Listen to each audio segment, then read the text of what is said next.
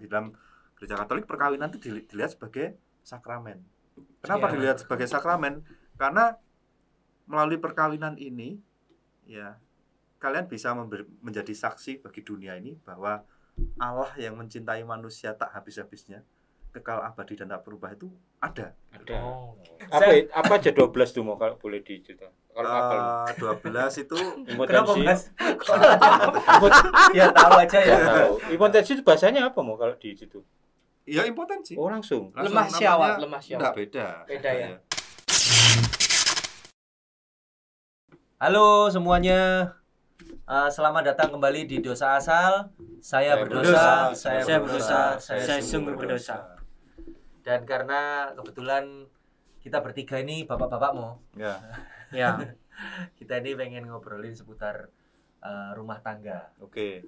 Nah, amit-amit jangan sampai juga mengarah ke sana. Ya. Betul. Tapi kan banyak sekali sosok artis atau aktor gitu yang kawin cerai. Ya. Kawin bentar, 1 bulan cerai. Kawin bentar, gak lama, gak cocok, gontok-gontokan cerai. Belum kawin udah cerai. Belum kawin sudah cerai. Seperti itu. Sudah sudah direncanakan bahwa akan cerai begitu ya. Oh iya. Itu Ada kawin nikah kontrak itu kawin kontrak namanya. Nikah itu sudah ngomongin harta gono gini loh. Aneh kan? Iya. Iya. Bagi kita yang enggak punya harta kan aneh. Ya tapi maksudnya kok wis itu kayak memprediksi bahwa nanti kita akan berpisah.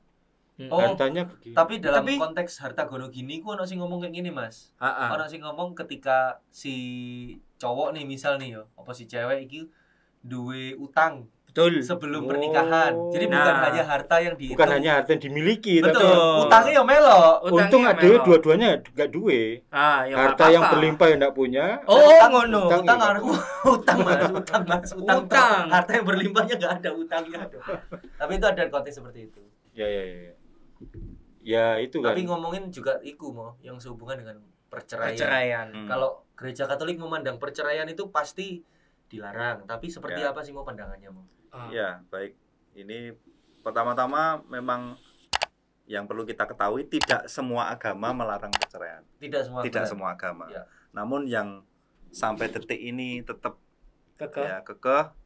mempertahankan bahwa perceraian itu dilarang itu salah satunya adalah agama Katolik Roma. Katolik. Ya, karena Katolik juga ada banyak. Oh. Ada Katolik Anglikan, Iya, ada iya. Ortodok dan mereka membolehkan. Oh. Membolehkan. Iya, mereka membolehkan. Seperti Katolik Ortodoks misalnya. Katolik Ortodoks itu membolehkan karena Inggris. Katolik Ortodoks itu Inggris. Rusia. Wah, ini Inggris. pindahan kono. Melok. Ya karena mereka mendasarkan ini ya kita tetap menghormati ya, tetap menghormati pandangan agama-agama yang lain. Tapi ini sekali lagi yang saya katakan Katolik dalam Roma. perspektif Katolik Roma. Roma. Karena Katolik Roma tetap berpegang pada apa yang disampaikan kitab suci. Dalam Kejadian Yang jelas ya. dipersatukan. Apa yang dipersatukan oleh Tuhan. Allah. Ya, Allah Bisa diceraikan oleh tidak manusia. tidak gampang diperceraikan walaupun orang Yahudi juga mempertanyakan, loh Musa dulu memberi surat cerai kok gitu. Oh, ke Musa itu dulu ya? itu memberi surat cerai gitu. Ke siapa Sarah? Iya. Ini Lalu Tuhan Yesus Iya, makanya. nanti terus Tuhan Yesus mengatakan begini. Karena kedegilan ya. Karena kamu ngotot terus, karena kamu sing ngeyel, maka Musa beri surat cerai. Karena sejak semula Allah tidak menghendaki perceraian itu. Jadi itu murni dari kamu sendiri, manusia sing dablek, sing ngeyel, sing enggak taat, maka Musa memberikan itu. Jadi sebenarnya Allah tidak pernah menghendaki perceraian. Itu yang jelas ya. Jadi dalam Gereja Katolik menolak perceraian. Lalu yang kedua, supaya kita ini memandang tinggi sakralitas perkawinan. Dan ini yang mungkin ya karena beda keyakinan ya. Kalau di dalam Gereja Katolik perkawinan itu dilihat sebagai sakramen. Kenapa dilihat sebagai sakramen? Karena melalui perkawinan ini ya kalian bisa menjadi saksi bagi dunia ini bahwa Allah yang mencintai manusia tak habis-habisnya, kekal abadi dan tak berubah itu ada. Dengan melihat perkawinan kalian ini ternyata Allah yang mencintai itu iya benar dari gitu. Benar-benar ada.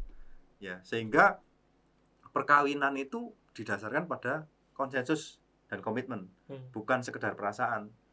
Maka di dalam gereja Katolik kan tidak ditanyai, "Opang, apakah kamu mencintai istri?" Karena enggak ditanyai begitu.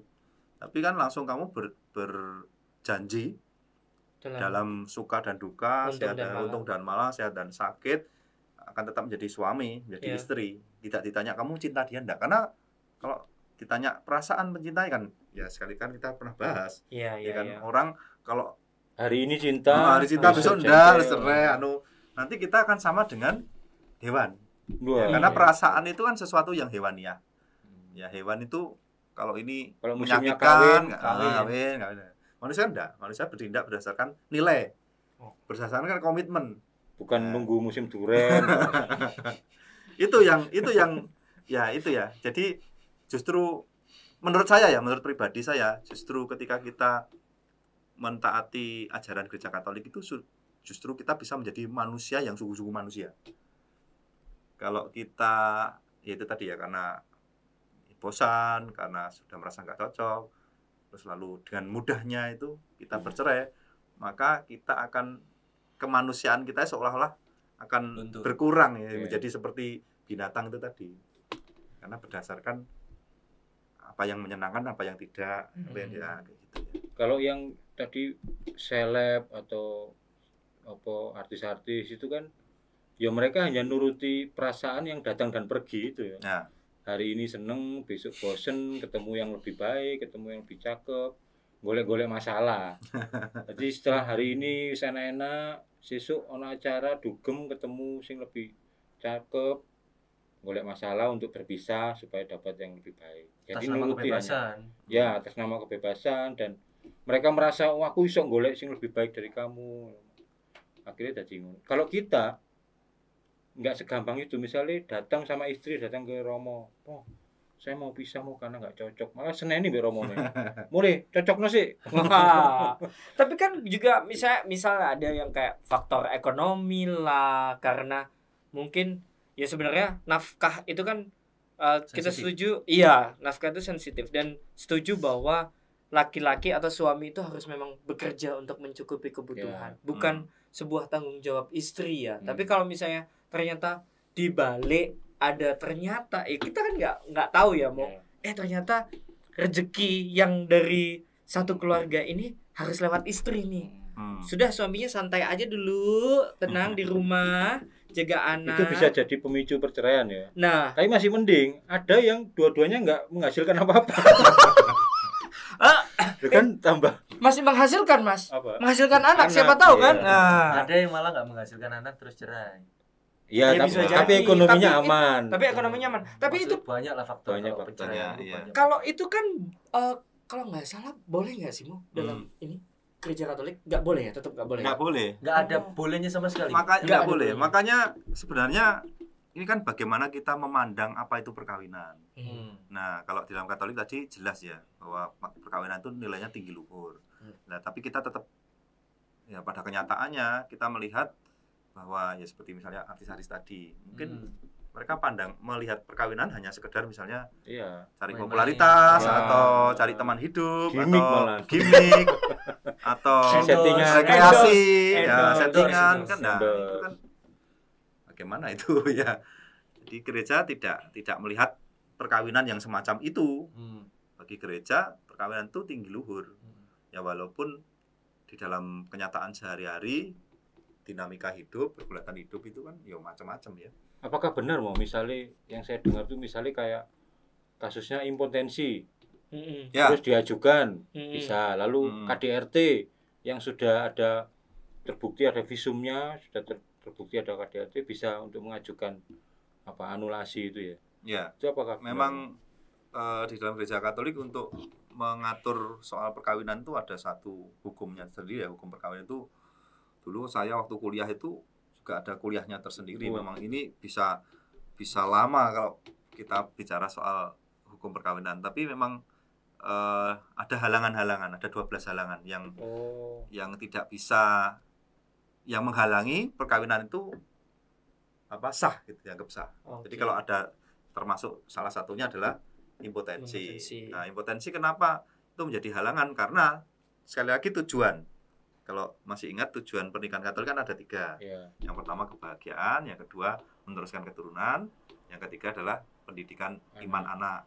Nah, kalau impotensi kan ya enggak bisa memenuhi tujuan yang nomor 2. Cara ngeceknya gimana? Ngeceknya silahkan di di waktu ya sebelum nikah. Masa itu kan ada kanonik. Kanonik ya bisa kan, kalau ke lab, ke laboratori. Lah wong gak ngaku piye mau? Lah itu kan biasanya terbongkarnya setelah menikah ya. Maka mengandaikan adanya kejujuran. Kalau cerai terus. Terus kalau cerai. Boleh. Kalau itu boleh. Pokoknya bisa dibuktikan itu kan. Ya, berarti bukan cerai. Itu bukan cerai. Namanya anulasi, karena sejak semula tidak ada perkawinan. Tidak ada pernikahan. Ya, seperti itu loh, orang main bola, bolanya sudah masuk gawang, gol. Tetapi karena ya anulir, karena itu tidak sah, karena sejak semula misalnya offset. Gitu. Itu. Gambarannya sederhananya kayak gitu. Itu bukti dia impotensi itu digambar apa difoto? Itu yang bisa menjawab ya medis ya. Jadi, makanya ketika waktu hasilnya apa ya? Masih bentuknya lo apa ya? Waktu kanonik itu kan disumpah. Apa? Impotensi itu kan memang enggak bisa berdiri ya. Lah iya maksudnya hasilnya gambar harusnya. Mungkin gambar ya. Ya harus grafis. Dokter yang video. Dokter yang mendiagnosa ini. Review Mas, review. Video review. Ya, unboxing. Ya, ini ya suami saya ya. Guys, jumpa lagi. Ya. Aduh. Saya pelorot dulu. apa aja 12 tuh mau kalau boleh dicerita. Kalau apel 12 itu impotensi. Ya tahu aja ya. Impotensi itu bahasanya apa mau kalau di situ? Ya impotensi. Oh langsung. Lemah syahwat. Enggak beda ya. Lemah syahwat itu impotensi itu memang betul-betul enggak bisa berdiri, pakai digunakan. Ereksi enggak bisa. Kasihan ya. Allah. Hah? Kayak aku nggak pernah. Yang kedua mau apa, Ma? Impotensi lalu ya. Ini yang seingat saya ya. Iya. Impotensi lalu statusnya liber. Liber itu tidak terhalang pernikahan sebelumnya. Oh. Jadi dia tuh statusnya sudah menikah. Sah. Jadi di mata gereja itu semua perkawinan, semua agama, sipil itu dianggap sah. Jadi kalau misalnya masih terikat perkawinan sebelumnya itu menjadi halangan. Kalau itu kurang ajar memang. Yang ketiga itu halangan tahbisan, seperti saya. Sudah tahbisan ini tidak bisa. Lalu penculikan. Oh, diculik terus dinikahi. Ada, kasus itu ada. Ya, ada. Makanya muncul aturan itu karena iya. Itu kan terpaksa kan, orang kan terpaksa bukan karena kehendaknya sendiri. Karena kejahatan, krimen namanya, karena kejahatan. Lalu mager wong iki.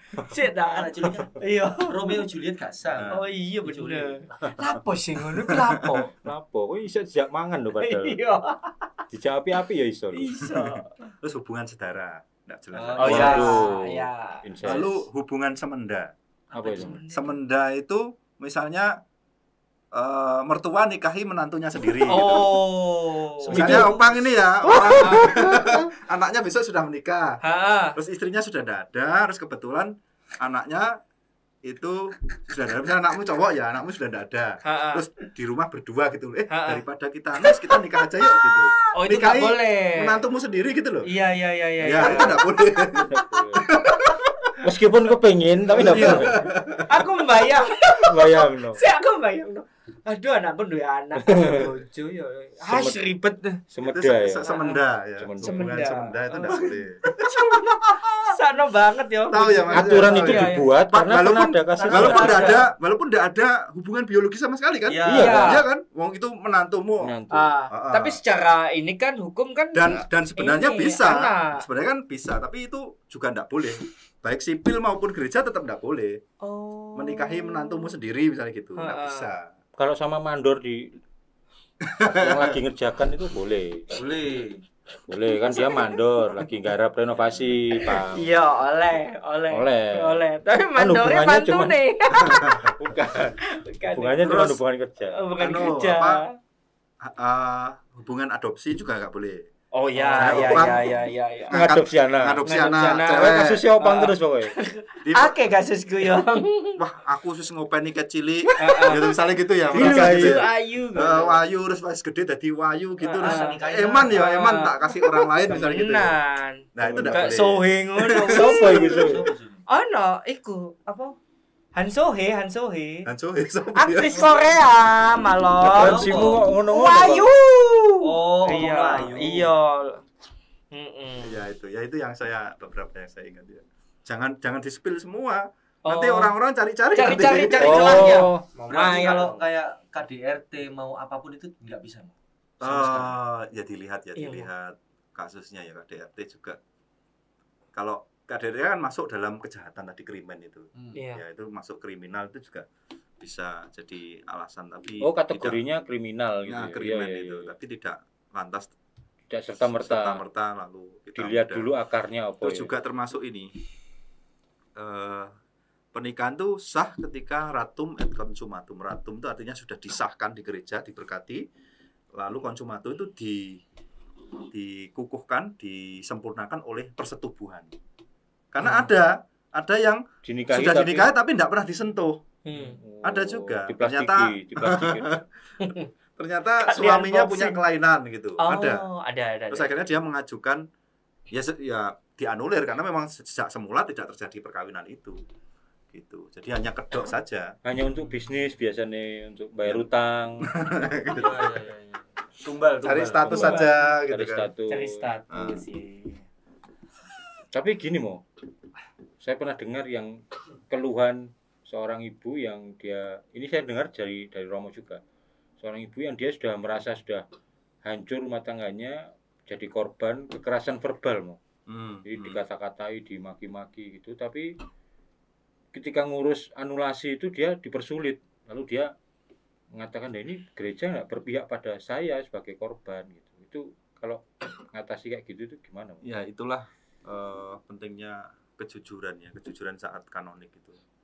Seringkali tidak jujur. Waktu masa pacaran itu ada indikasi-indikasi kekerasan apa enggak. Red flag ya. Iya, karena kalau sudah diberkati, sudah jadi sakramen, ya kita menganggap ya itu apa ya? Itu resiko yang dia ambil begitu loh. Ya, Kan kita sudah mengingatkan di dalam kanonik, kan proses persiapan pernikahan Katolik kan cukup panjang, ada Panjang. sekolahnya, ada kanoniknya.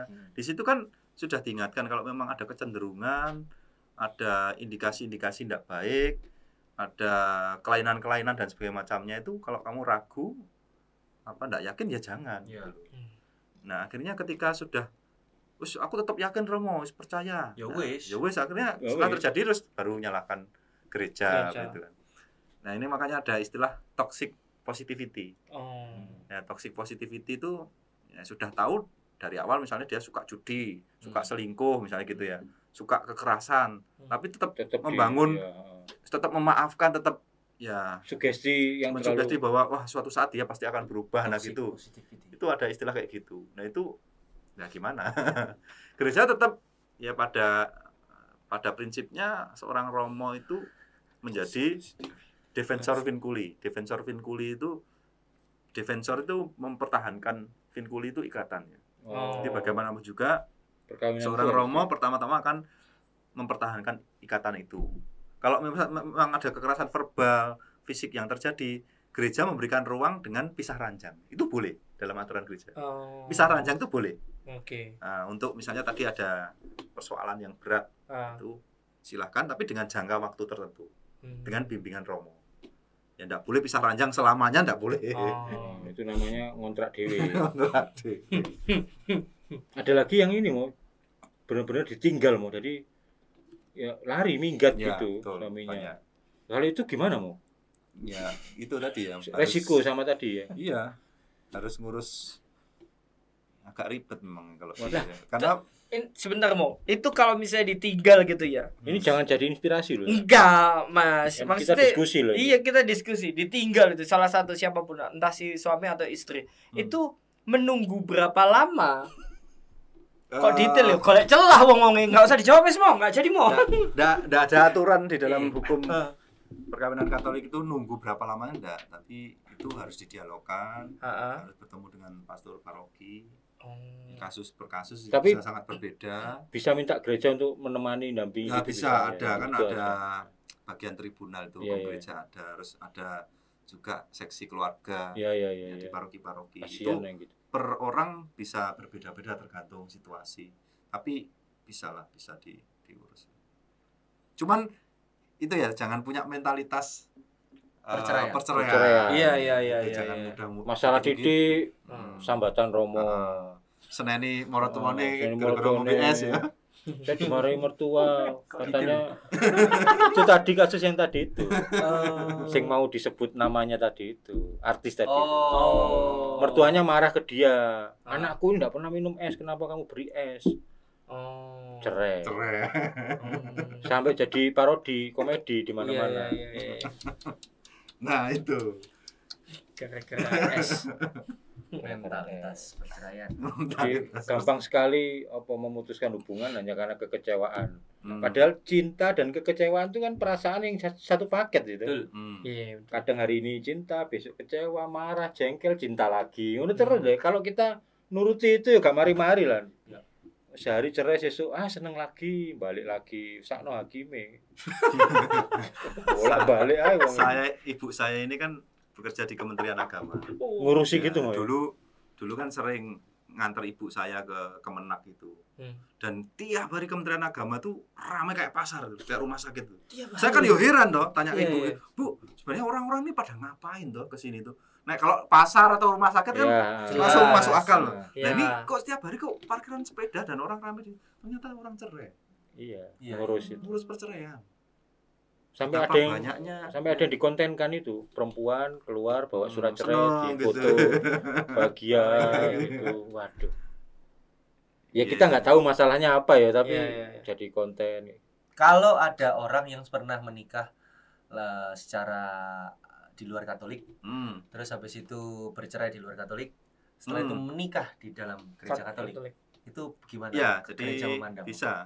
Jadi itu istilahnya infidelis ya. Infidelis itu pernikahan orang yang bukan Katolik. Tapi walaupun dia bukan Katolik, pernikahannya dia itu tetap di mata gereja itu sah. Maka yang sebelumnya sah, maka dia harus mengusahakan status liber. Status liber itu berarti dia tidak terikat dengan cara menunjukkan surat cerai. Ya, makanya di dalam gereja itu nanti waktu kanonik semua berkas-berkas itu harus lengkap, termasuk kalau dia sebelumnya bukan Katolik, sudah menikah, mau menikah di dalam gereja Katolik harus menunjukkan surat cerai sipil itu tadi, baru dia bisa diproses lebih lanjut gitu. Apakah gereja Katolik juga memandang pernikahan sebelumnya itu adalah sebuah dosa? Kalau dia menjadi dosa kalau dia Katolik. Tapi kalau dia infidelis ya enggak. Ya misalnya Mas Opang ini, pasti selalu. Mas Opang ini Katolik. Iya. Yang paling dekat ini. Iya, pernah menikah gitu ya, Mo ya. Dia tidak menikah di gereja Katolik dengan di luar gereja Katolik.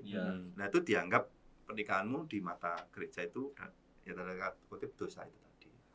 Karena kamu sebagai orang yang sudah dibaptis tidak menikah di gereja. Itu. Oh gitu. Malah yang dianggap dosa adalah yang sebelumnya. Pernikahan yang sebelumnya itu tadi ya. Apa yang iya, karena dia yang tidak menikah secara Katolik. Dianggap belum sah gitu lah ya. Apalagi sama mandor. Saya kira kan hubungan kerja tadi. Semua agama punya perspektif seperti itu ya. Kalau di agama A lihat jemaahnya menikah di tempat lain ya dianggap berdosa gitu, sama saja. Ya, ini juga kita bicarakan yang tabu-tabu gitu tadi itu, supaya jadi pelajaran ya, bukan malah jadi inspirasi. Iya. Cari celah, jangan dong. Lagi-lagi saya memberikan konklusi jangan bercerai. Daripada berdosa. Iya. Makanya di dalam gereja Katolik itu membolehkan masa pacaran. Ada masa tunangan. Itu supaya kita mengenali sungguh. Jadi pacaran nggak usah buru-buru ya, pacaran itu kamu tidak harus menikah dengan dia, enggak ya. Bukan berarti terus pacarannya kan lama-lama. Ya jangan terus itu jadi Ya kalau di dalam masa itu kamu sudah tahu ada indikasi-indikasi yang baik, ya jangan terus kamu bucin ya, jadinya toxic positivity tadi. Dengan logika rasional kamu pertimbangkan itu kedepannya akan sulit, ya jangan dipaksa. Gitu.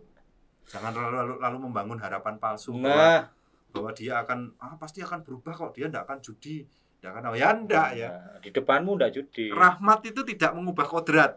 Rahmat tidak mengubah kodrat. Ya, bukan misalnya Opang ini sulit bangun pagi ya, bukan berarti nanti diberkati di gereja kasih langsung berubah jadi pribadi yang baru, enggak bisa. Tetap sama.